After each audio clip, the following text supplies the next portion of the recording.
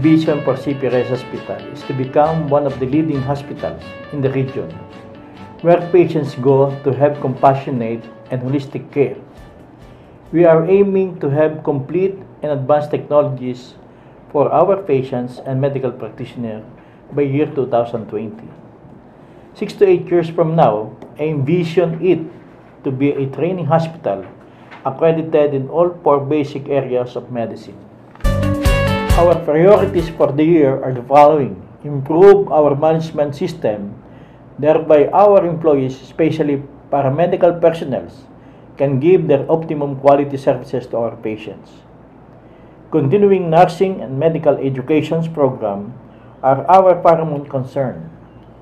Expansion of our emergency, laboratory, and imaging sections, together with the acquisition of additional diagnostic equipments like mammogram, C-arm, and other laboratory apparatuses.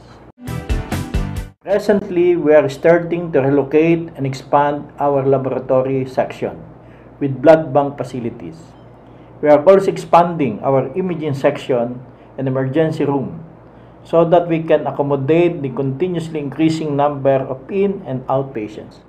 I started this institution in 1982 when I began my private practice in a small rented clinic besides the lot where I planned to put up a small hospital. On December 1, 1982, I transferred to this present institution as 15-bed primary hospital. After 6 months, I applied for a secondary 30-bed hospital, and in 1997, I invited several doctors with different specialties and incorporated it as Tanawan Medical Center. And that was the start of expanding the hospital up to the present 145-bed capacity.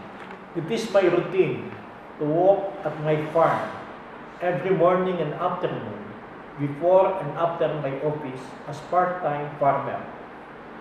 After a long week of work, I find time to play golf and spend my time with my family.